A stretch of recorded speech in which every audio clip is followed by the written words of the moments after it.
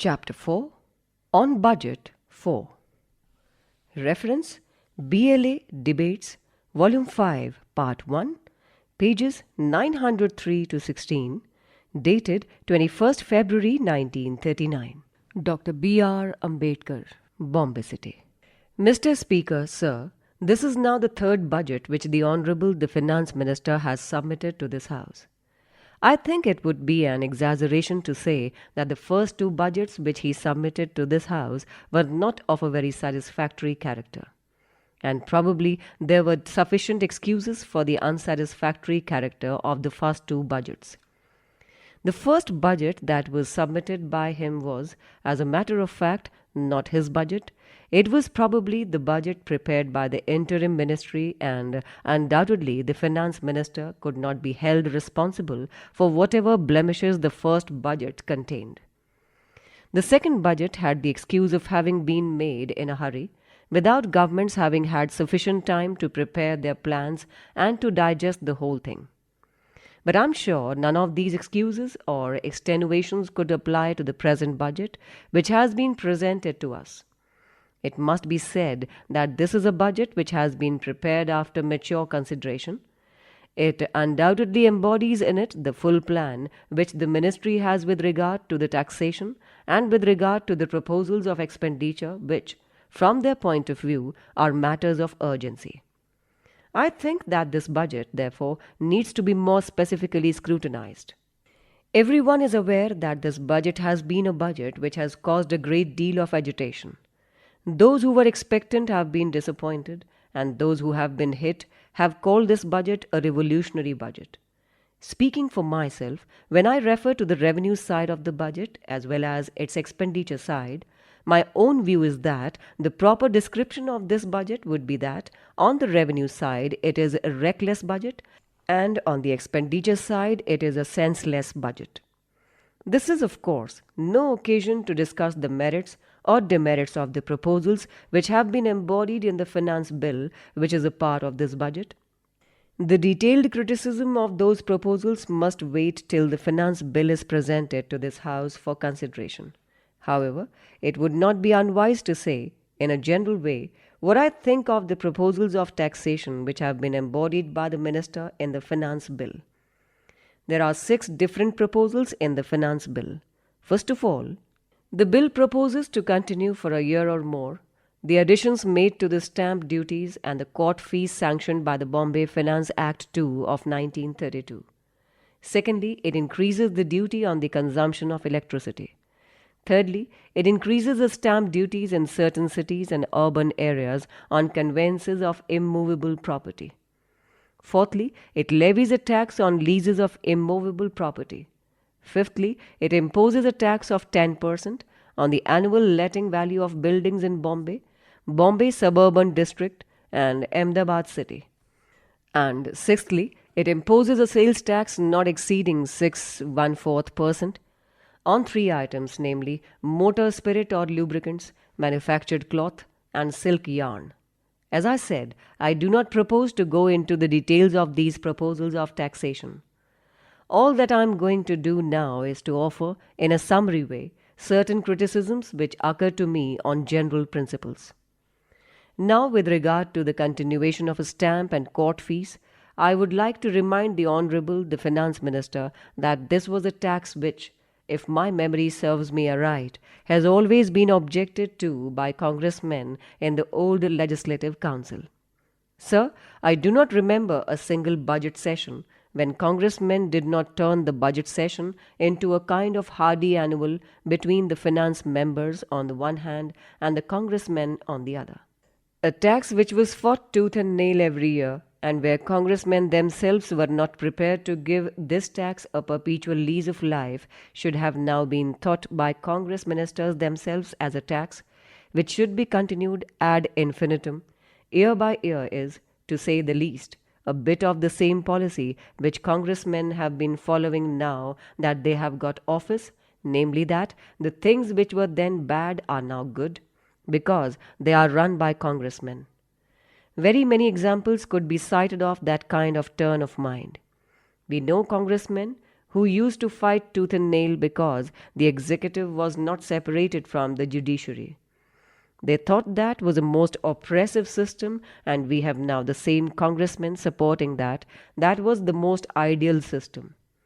I will not say anything more than that, but I should certainly like to point out that this is certainly contrary to the declared faith of all congressmen. Coming to the duty on electricity, this is, to my mind, in principle, a bad tax.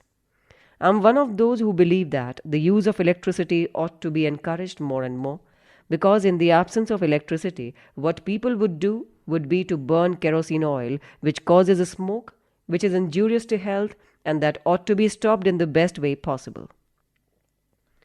The only way to discourage the consumption of kerosene oil would be to make electricity as cheap as one can possibly make it. And therefore, my submission is that, on general principles, this is a bad duty. My second comment on this part of the taxation proposal is that it is a tax which is badly distributed.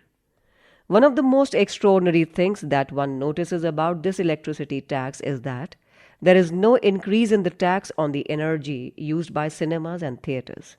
Sir, I should have thought that if there was any person or any individual tax, it was certainly the cinema and the theatre.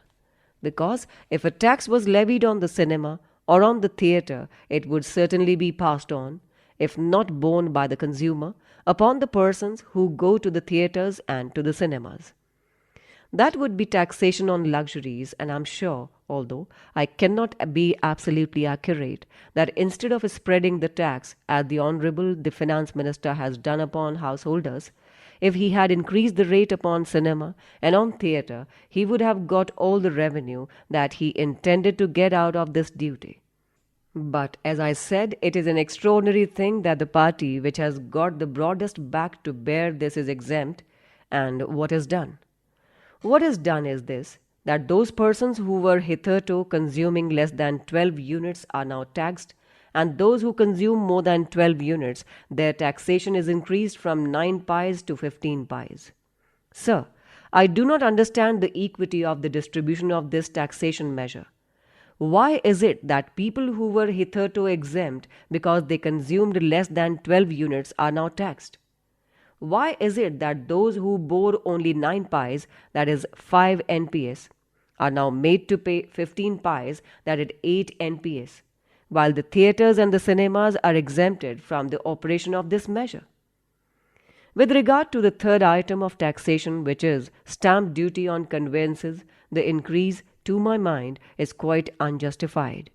In Bombay City, the Honourable the Finance Minister proposes to increase the tax from 3.5% to 4%, which is an increase of 20% on the present basis.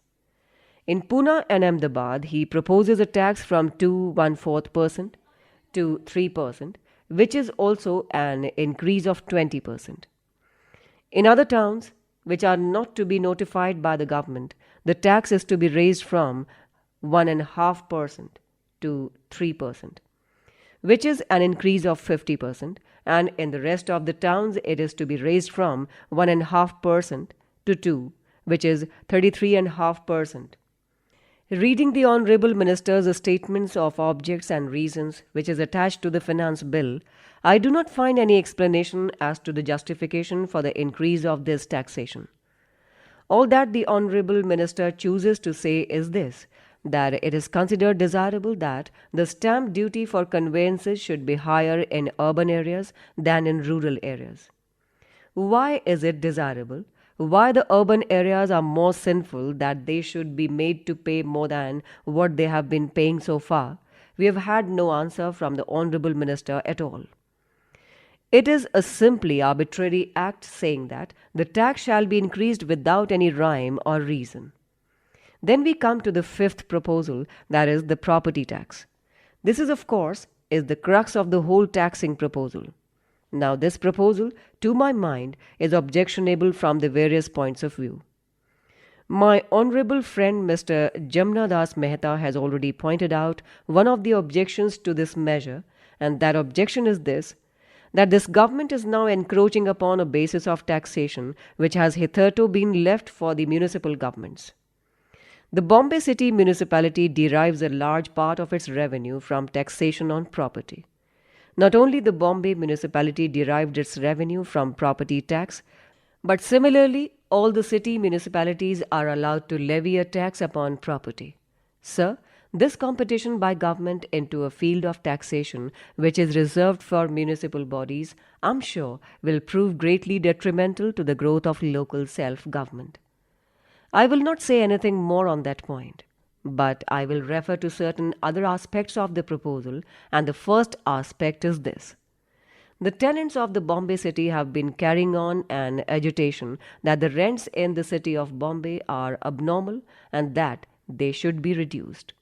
Now, sir, if the government, as it is going to do by this measure of taxation, is going to take away 10% of the value of the property, it should not be in the same breath say to the landlord that he shall also reduce the rent of the tenants who have been agitating against the present high pitch of the rent. Therefore, what the government is doing is really nothing more than defrauding the tenants of the Bombay city and similarly of Ahmedabad and Pune by taking away from them what was legitimately their due. And I think that is certainly one of the most serious objections that can be urged to this measure. Secondly, this property, which is to be the subject matter of taxation under the government proposal, cannot be said to be property which is not subject to taxation now, nor can it be said that this is a property which has been lightly taxed and therefore can still bear a higher taxation. Let me take the case of Bombay city itself. The Honorable, the Speaker. I'm afraid there is a misunderstanding. Pune is not included in this taxation proposal. Dr. B.R. Ambedkar. I'm sorry, only Bombay and Ahmedabad. Now, with regard to the position in Bombay, what one finds is this. The Bombay municipality levies on the whole 18.5% on the rateable value of the property for its own use. In addition to that, the owner of the house has to pay what is called ground rent if the property is a leasehold property. In addition to that, he has to pay income tax to the Government of India on the income which he derives from the total rental of his property. Taken all together, I think all this burden would certainly come to about 22 to 23%. An honourable member, 50%. Well, my honourable friend says it would come to 50%.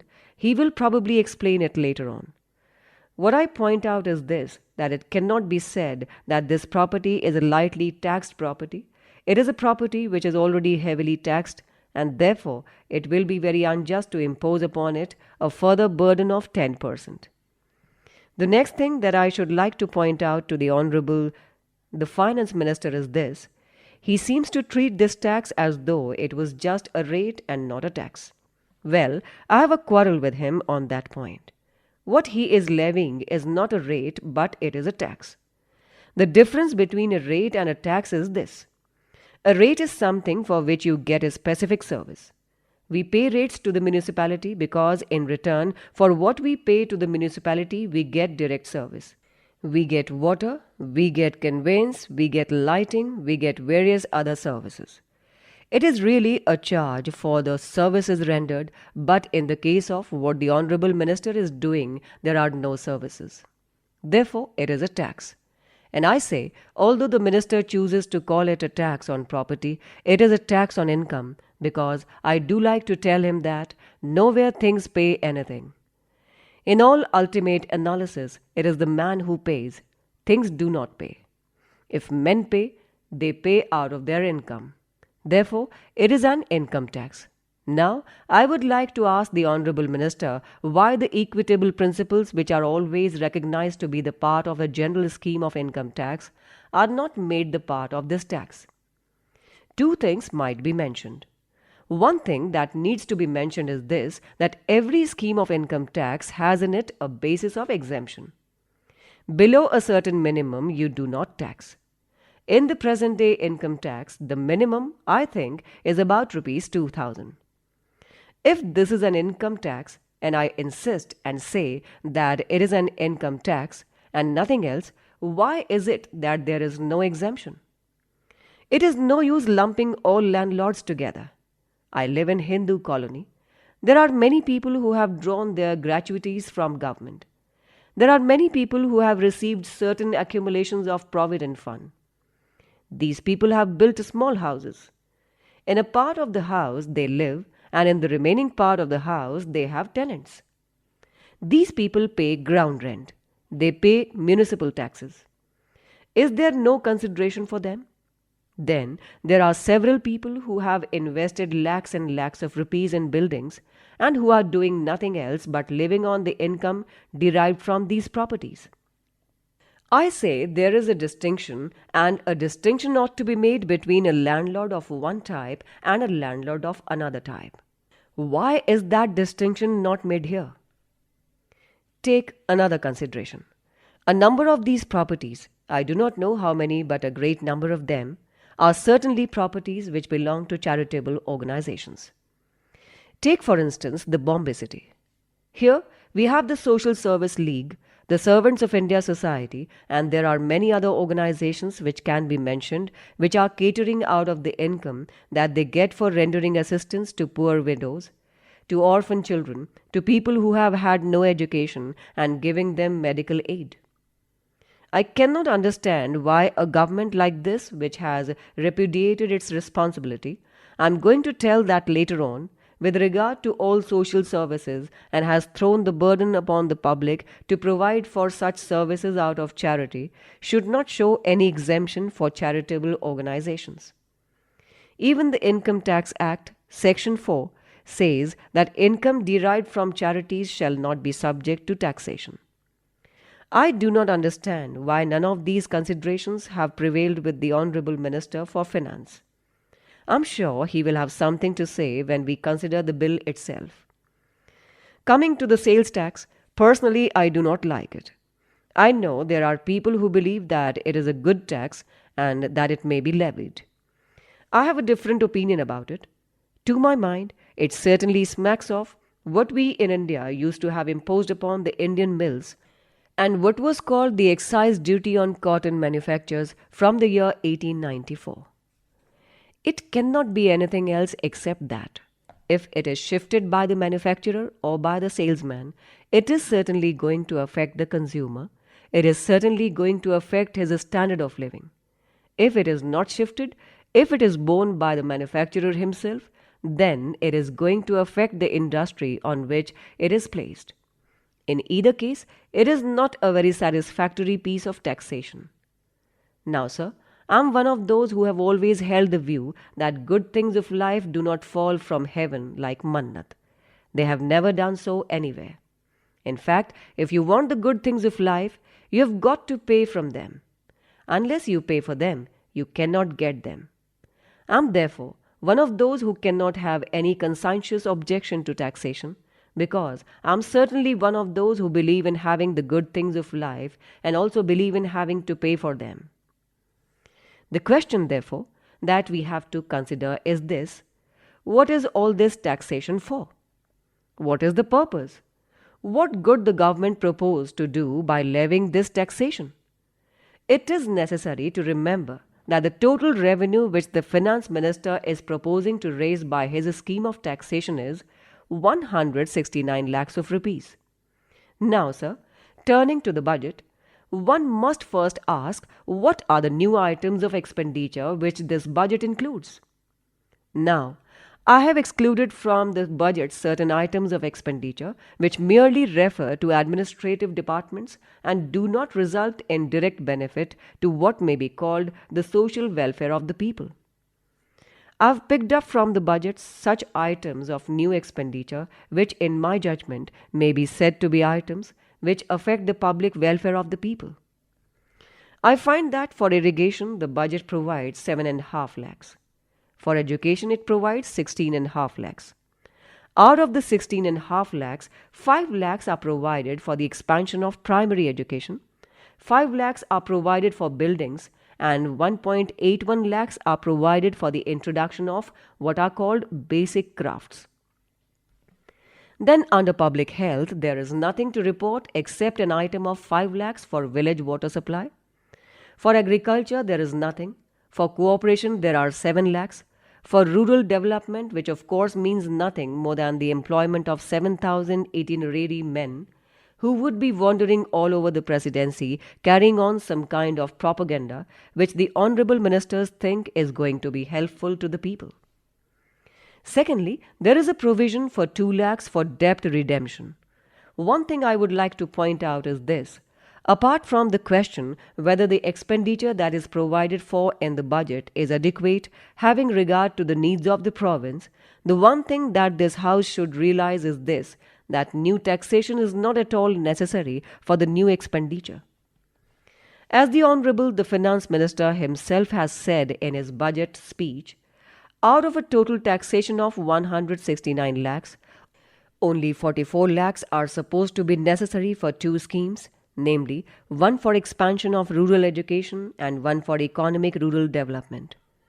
The rest, practically 125 lakhs, are not wanted for the new expenditure that the ministry has in contemplation. 125 lakhs is wanted by the ministry for no other purpose than to wipe out a deficit arising from what they call their prohibition policy, and therefore the question that arises for consideration is a simple question. The issue is absolutely narrowed down, and that issue is this. Is drink a problem? And if drink is a problem, is it an urgent problem? Unless this House is prepared to give an affirmative answer to both these questions, there will be no justification for voting taxation which has been proposed by the Finance Minister. Sir, let us make no mistake in analyzing the position. There is no question that drinking is an evil and it does have very bad consequences. But to admit that drink is an evil is not to admit that drink is a problem. Much less is it an admission that it is an urgent problem. Now, sir, let us look at the position in a comparative way. What is the position in the Bombay Presidency? We need not bother ourselves with the rest of India at all for the moment because we are dealing with the budget of the Bombay Ministry. What is the position in the Bombay Presidency and what is the position in other countries so far as the drink question is concerned? First of all, let me give some figures with regard to the total excise revenue that is derived in various countries, because the revenue of a country from excise is some indication as to the magnitude of the problem which a country has to face. Now, I've taken these figures from the Blue Book issued by the League of Nations, and the figures refer to 1931. Beginning with Great Britain, the population is 4,49,37,444 and the excise revenue is 15,48,95,000. In Austria, which is now no more but still it was in 1937, the population is 67,60,233 and the total revenue derived from excise was 15.96 lakhs and odd. In Canada, the population is 1 crore, while the excise revenue derived is 57.19 lakhs. The Irish Free State has a total population of 29,65,854, while the total revenue derived from excise is 665 lakhs. Then take Denmark. Its total population is 37 lakhs, while the excise revenue derived is 5 crore 34 lakh 80,000.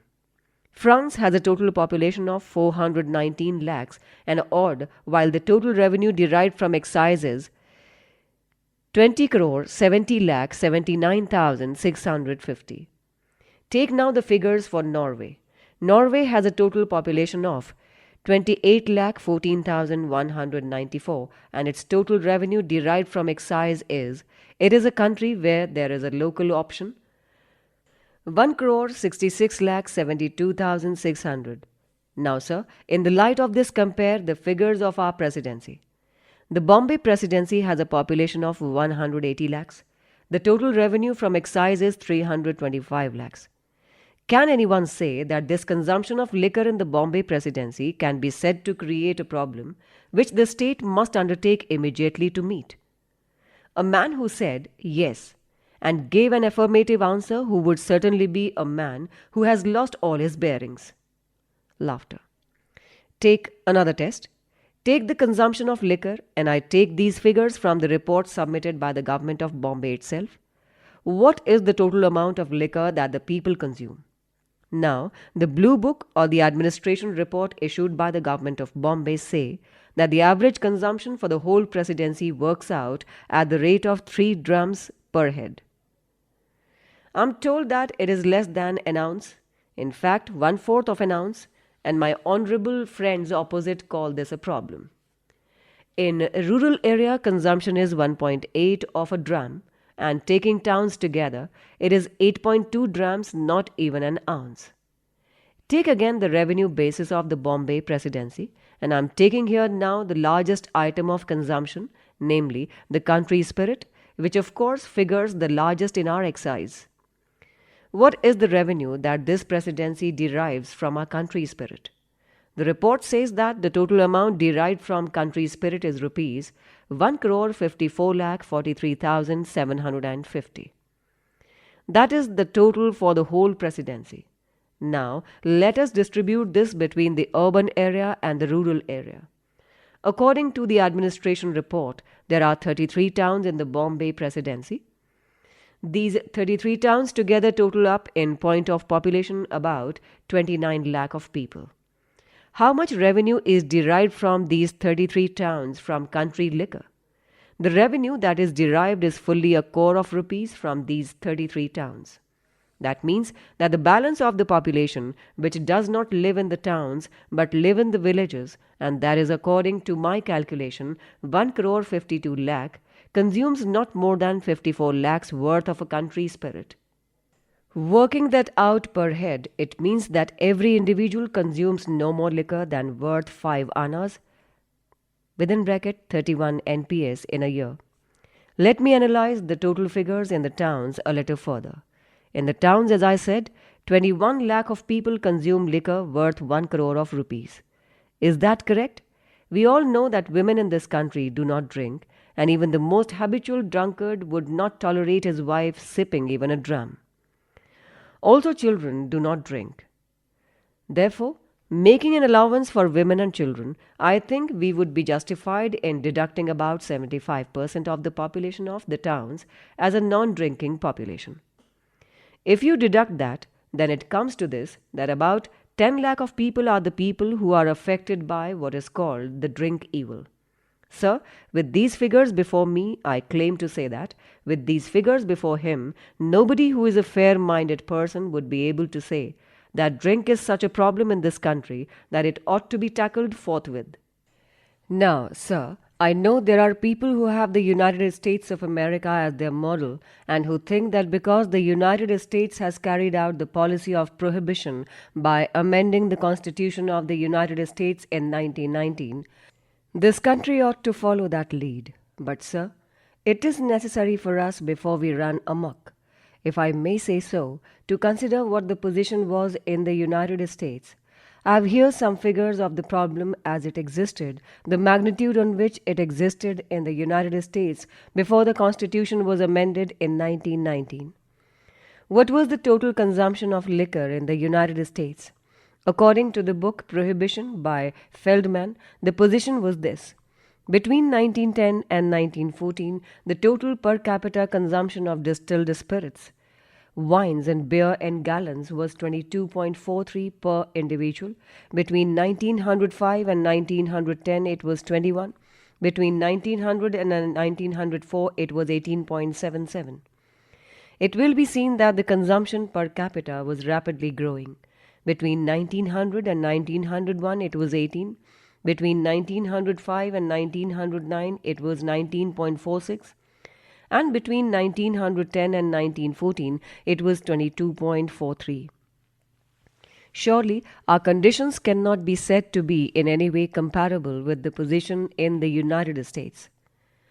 Take again another indication. Can we say that there is in this country such a thing as alcoholism? Can we say that there are people here who have died of sheer alcoholism, people who have died of liver trouble on account of the fact that they have been taking alcohol excessively? I've gone through the figures published in public health reports of the province, and I have also searched the figures published by the Commissioner of Health appointed by the Government of India, and I want to say that neither have thought it necessary even to notice such a thing. The reason why they do not notice deaths from alcoholism or from liver trouble is because such a thing does not exist in India at all. On the other hand, see what has happened in the United States. In the United States in 1917, 5 people out of 1,000 died of sheer alcoholism. In 1916, 5.8. In 1915, 5.2. In 1914, 4.9. In 1913, 5.10. Take again another indication, namely deaths due to what is called cirrhosis of liver. In 1917, 11 persons out of 1,000. In 1916, 12. In 1915, 12.6. In 1914, 13. In 1913, 13.4. Such a phenomenon, I submit, does not exist in our part of the country at all. Therefore, my contention is that it is wrong on the part of the ministry to say that this is a problem which we ought to deal with. My contention is that this really cannot be a problem in our part of the country, and for 2 very good reasons. One good reason is that all religions in India agree in imposing an injunction upon the people that drink is a sin. Religion may have done many mischievous things, but certainly there can be no doubt that the one good thing that the Indian religions have done, both Hindu and Mohammedan, and the Zoroastrian religion, is that they do impose such an injunction which has been so strictly obeyed by a large part of our people. The second distinguishing feature which marks out our country from other countries and which cannot create a problem so far as drink is concerned is just this, that the drink traffic is in the hands of the government. It is not in the hands of private profiteer as it is in the case of America or as it is in the case of other European countries.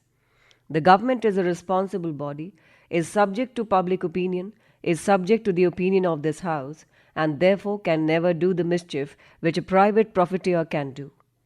As I said, looking at it from every point of view, I refuse to admit that it is a problem which needs to be tackled. Then, sir, the next question that I want to ask is this.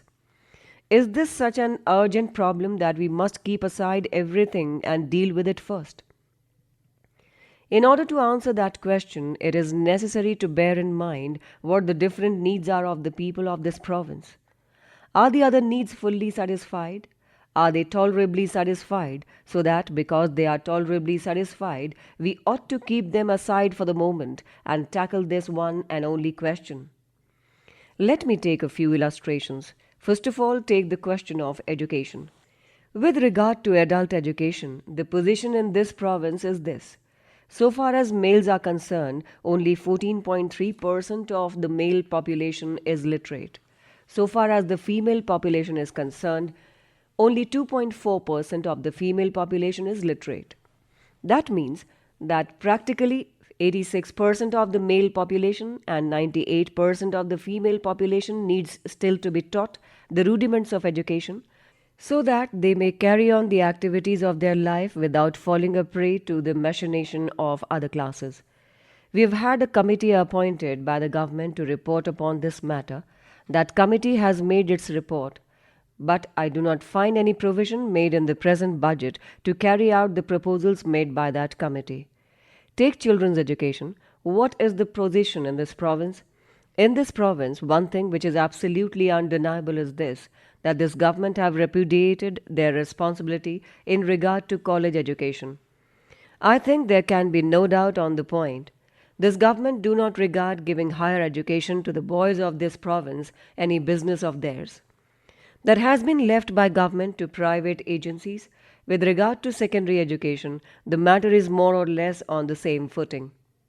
Government do not take responsibility on their shoulders, but they supplement the monies collected by private agencies by small grants from public treasury.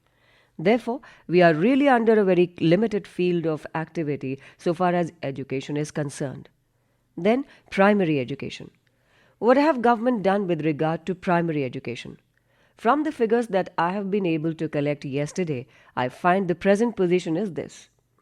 The Primary Education Act applies to children who are between 6 and 11 years of age. The total number of children between 6 and 11 is 24,79,000. Of these children, I think 7,54,000 are in schools and the rest of them are not in schools. This proportion works out in this way. Out of every 3 children, 1 is in school and 2 are still outside school. Examine the question from another point of view, from the point of view of facilities provided by government for primary education. According to government figures, there are in the towns of this province 184 primary schools. This is with regard to towns. What is the position with regard to villages?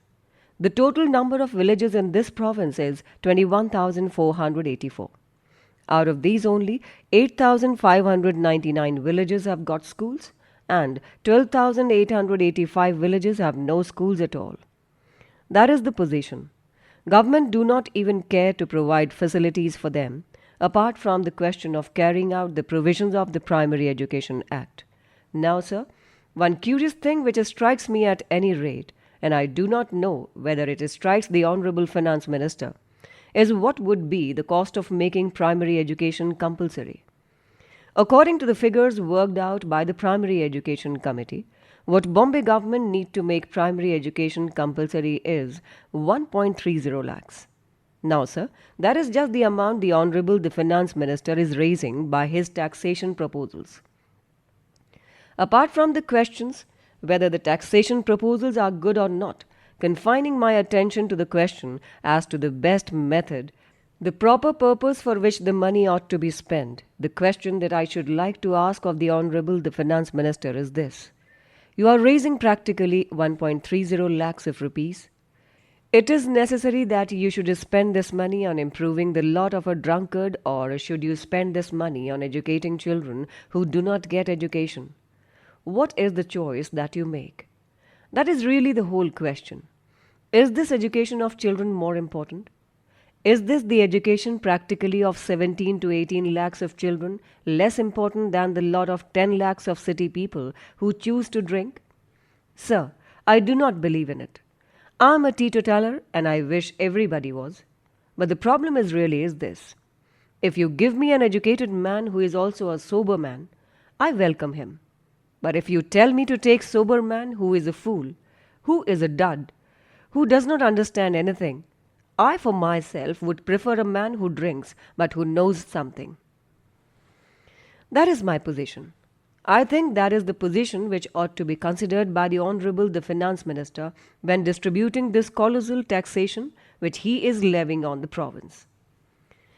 Take another alternative thing. I refer to public health. The total expenditure this province incurs on public health is a paltry sum of rupees 31,48,000. It works out at the rate of 2.5% on our total expenditure. Now, sir, village water supply is a crying need.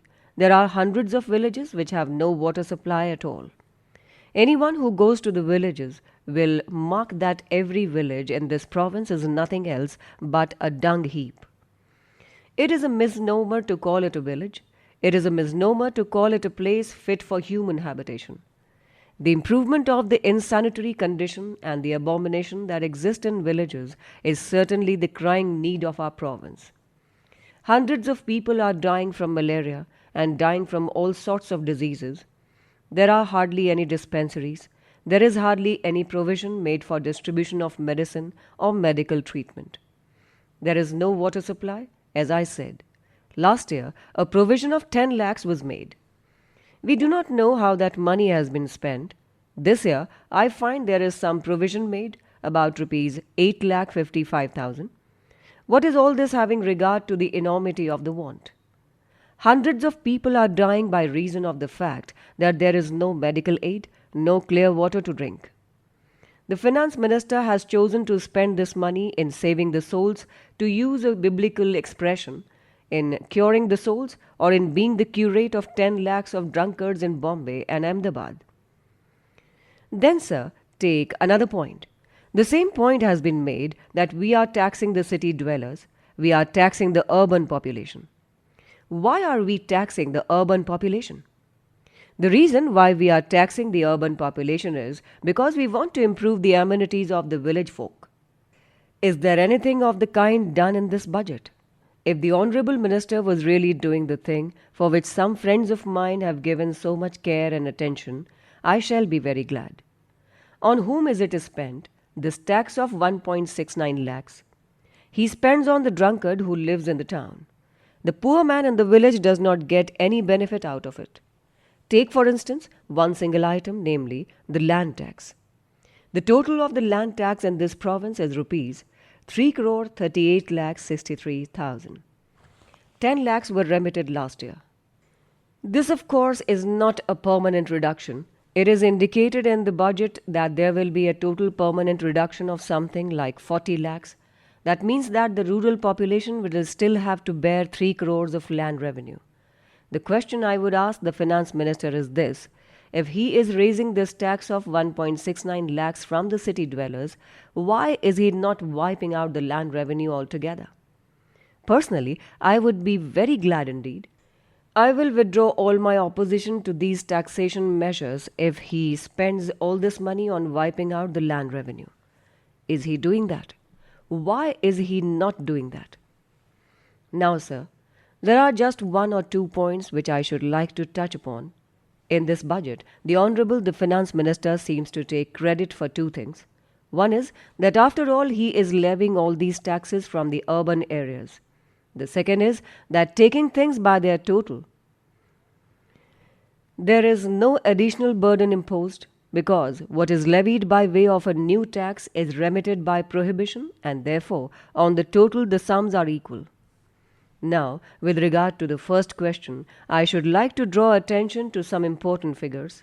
It has been my view, and that view is confirmed by such a study as I have been able to make of the conditions of this province, that, so far as our province is concerned, agriculture is the most congested occupation. I am going to cite a few figures in support of that proposition. The first thing to be noticed is that Bombay is a small province in point of area.